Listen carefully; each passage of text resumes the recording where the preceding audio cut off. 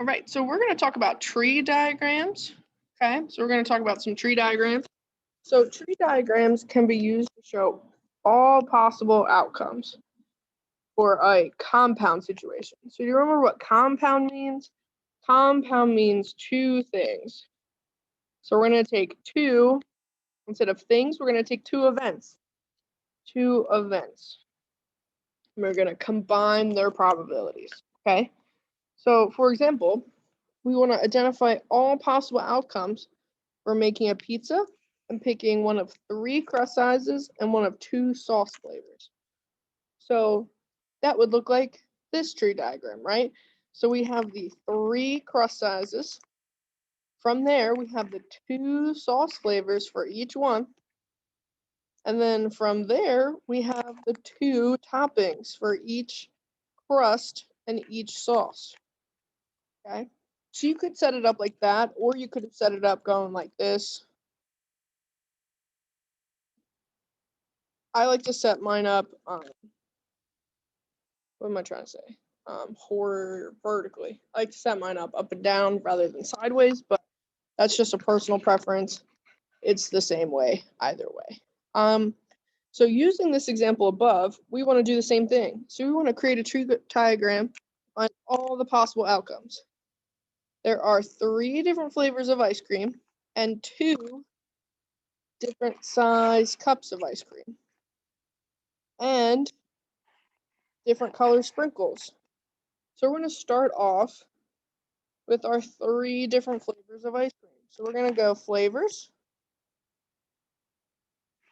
So there's chocolate, vanilla, and mint.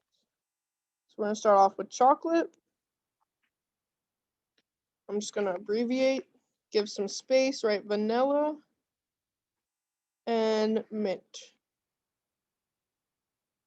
So we have chocolate, vanilla, and mint, right? For our flavors. Each one of those has two cup sizes. So we're going to write sizes here. Each one of those, they're small and large. So from here, we're going to write small and large. Small and large. Small and large. From there, each one of those cups has different color sprinkles. And there's brown and rainbow. So we're going brown, rainbow. And that's going from small. And then same thing from large, brown and rainbow. And then same thing from small, brown. And I'm just going to write rain for rainbow. Same thing for large, brown, rainbow, small. I know it's kind of hard to make sure you can see clearly. And then brown, rainbow. So how many total outcomes are there? So now that we've drew the tree diagram, we have to count how many options there are. Okay, so count how many total options. So that comes from the end, right? 1, 2, 3, 4, 5, 6, 7, 8, 9, 10, 11, 12. So there's 12 possible outcomes. Okay, so 1, 2, 3, 4, 5, 6, 7, 8, 9, 10, 11, 12. Because that's our last row of things. Okay, 12 possible outcomes. Does that kind of make sense? So you're going to have to create your own tree diagram every once in a while. And that's just to find the total possible outcomes. Now we can use this tree diagram to find the probability of events. So, right, hold on, my phone is ringing. All right, so in example 2, we're going to do the same thing, except now we have a 6-sided dice and a coin. So I'm going to start with the coin, okay? So the coin, how many sides are on a coin? Well, there's heads or tails, right? So from there, then we go to the dice. And how many sides are on a dice? Well, there's 6, right? And that all comes from heads. And I'm going to do my tails a little closer. And there's 6. My phone is just ringing, right? And then so we draw our lines to those outcomes. So then how many total outcomes do we have? We got 1, 2, 3, 4, 5, 6, 7, 8, 9, 10, 11, 12. So again, 12 outcomes. And there they all are. Okay. So same thing, except instead of 3 different levels, now we only have 2, a coin and a dice. Okay. If you didn't want to list them out that way, you could have listed them out as heads 1, heads 2.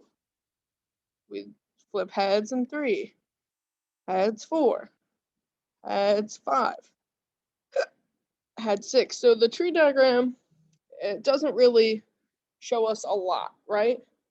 So if it helps, do it just writing it out. And then tails 1, tails 2, tails 3, tails 4, tails 5, tails 6. So if it's easier to write it out like this, which it would be in this case, because that's a little clearer as, okay, we flip ahead, we roll a 1, then that's fine too. Example 3, so now we want, we're given the tree diagram, okay? And we want to figure out the answer to each one of these. So the first question is just how many total outcomes there are. Okay, so we just count them up. So there's 1, 2, 3, 4, 5, 6, 7, 8, 9, 10, 11, 12. 12 seems to be the popular number here. That's not always going to be 12.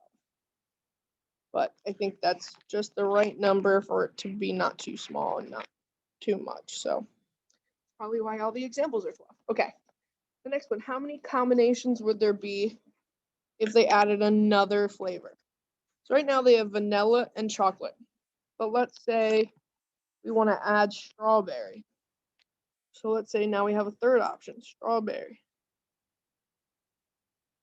So how many more total outcomes could there be?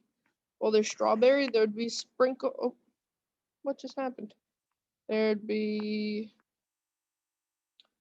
some sprinkles, some nuts, and then some more strawberries.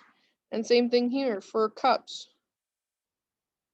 So there'd still be 3 more options, sprinkles, nuts, strawberries. So how many combinations would there be if we added these 3 for each? So there was 12, and then that's 13, 14, 15, 16, 17, 18. So there'd be 18 outcomes now. Okay. So we're going to get rid of that because that doesn't actually exist now. So how many combinations can Jane get with vanilla ice cream? So we want to figure out the vanilla ice cream. So she could go cone, and she could get sprinkles, she could get nuts, or she could get strawberries. She could go with a cup and get sprinkles, nuts, and strawberries. So how many combinations can she get? Well, that's 1, 2, 3, 4, 5, 6. She gets 6 out of 12 combinations. Right, so let's do the same thing. But what if Jane wants nuts? Wait, how many combinations can Jane get if the shop runs out of nuts? So we can't use the nuts. So the nuts are out. So how many combinations does that leave us? Leaves us with sprinkles, strawberries for vanilla, sprinkles, strawberries for chocolate, sprinkles, strawberries for vanilla, sprinkles, strawberries for chocolate. So it was just 8 out of 12 if they were out. Okay, let's do the next one. The next one is how many can she get with chocolate and strawberries? So specifically, chocolate and strawberries. So there's 1 with a cup, chocolate and strawberries. So there's 2. So she could get 2 out of 12. All right. So let's look at the next one. So looking at the next one, she has changed her pockets. She has a penny, a dime, and a nickel. A penny, a dime, and a nickel. The tree diagram shows the possible outcomes of drawing 2 coins out of her pocket. Okay, this is what's the probability she draws a penny, then a dime. So with probability, there's a stipulation. Before, this just asked for the total combinations. So I really didn't need to put it as a fraction because it just asked for how many combinations. But this is probability. When asked for probability, remember to write as a fraction, but not just a fraction, a simplified